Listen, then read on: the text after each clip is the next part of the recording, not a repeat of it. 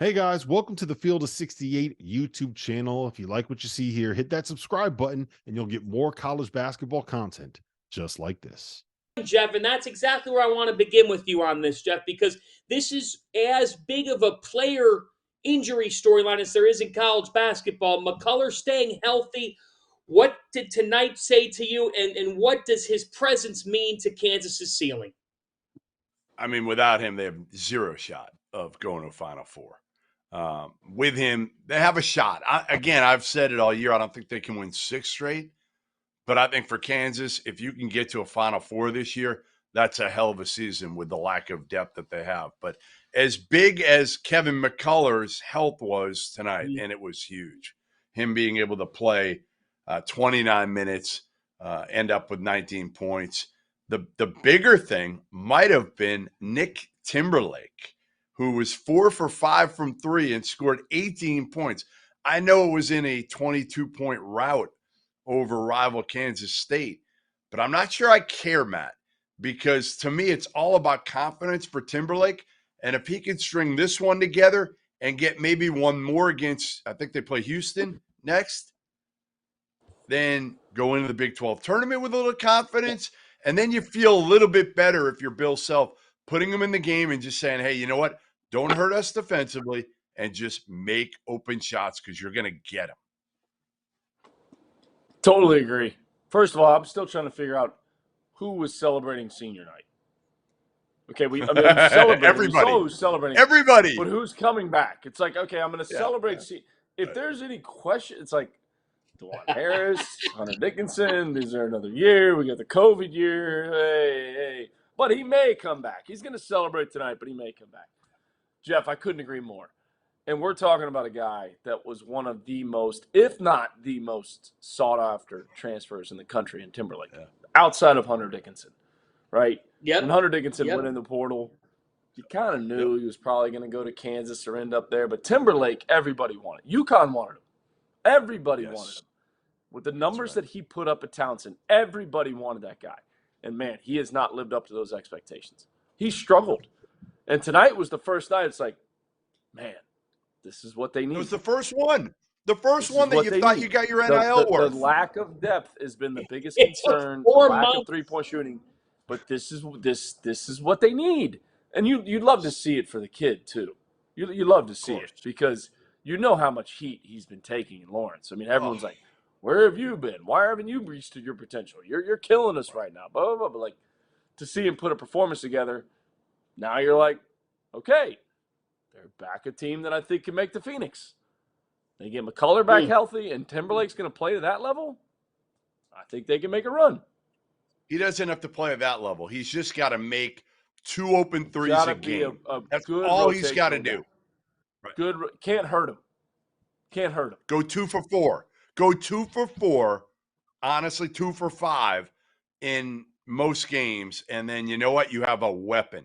You have somebody that you trust to play 10, 12, 15 minutes off the bench that can spell some of those other guys because you can't – to me, you can't play 5. I know in the NCAA tournament you can get away with playing 7.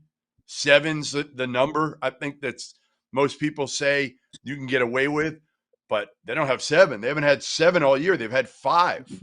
No, 5. 5 is it. That's who they had. So let's dive into this fun game. I want to hear – Jeff, your answer, then we'll go to Coach McCall. If I gave you this assortment, all right, Kansas, North Carolina, Kentucky, and Duke. 1 being the one that you have the most confidence in, 4 being the one that you have the least confidence in. Order them. I've never, honestly, think about this. This question has never been so difficult since I've been in this business.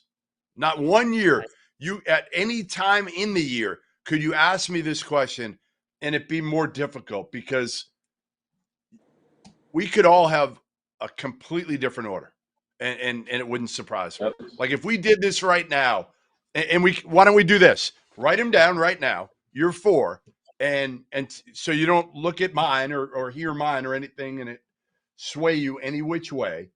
But you guys tell me right now who your 4 would be.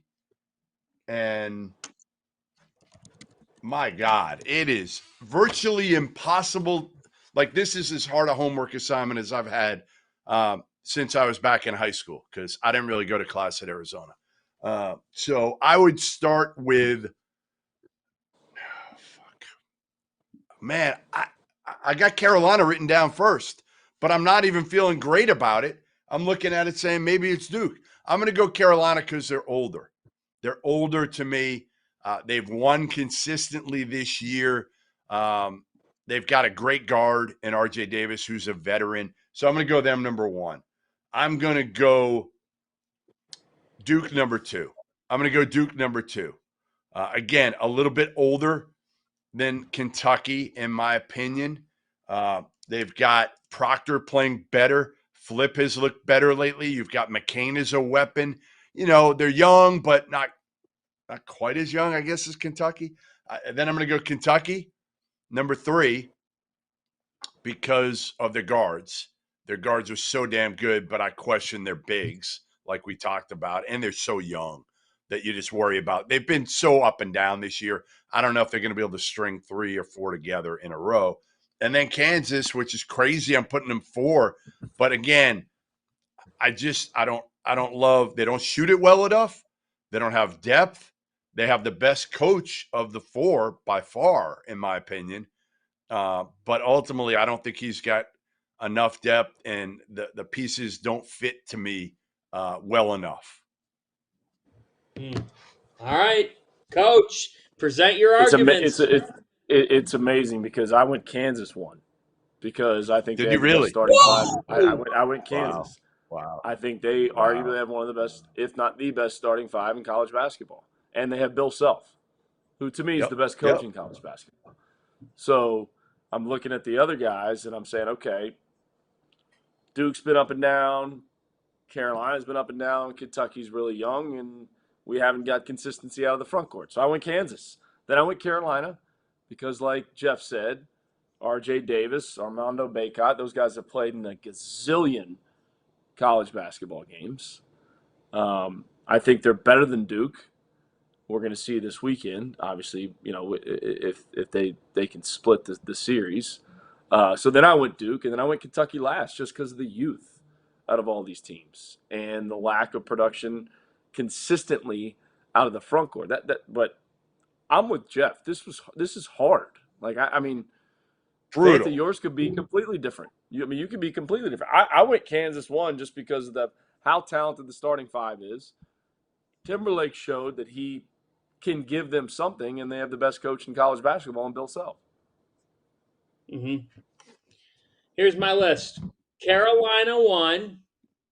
Yep. I'm going with the upside play. Kentucky 2, Duke 3, and Kansas 4. So the team that you had at 1, McCall, is the team that I have in last. That's it. Me too. This is the hardest this question has ever been. And I'm not going to overreact if Duke gets revenge on Carolina Saturday in Durham. Frankly, Duke should hold serve at home. They should be able to. But to me, Jeff, it's Carolina at the top because Davis and Bacot have done it before, and they've got enough around them to make this happen. I don't disagree. Yeah, I think you're splitting hairs with all these teams. I think, and I hate to say it, it's the ultimate cop-out, but when you see the brackets and you see the matchups, that's when you start to differentiate. That's when we'll have a clearer picture of, okay, I really like them because of this draw, because of this matchup specifically. But overall, man, like, again, I just think Carolina's really surprised me this year, and they've won. They've won most of the year. They haven't had many ups and downs throughout the season. I trust. Thank you for watching the Field of 68. If you've enjoyed what you've seen here, hit that like button, share this link with your friends, or check out the description for some other places that you can consume Field of 68 content.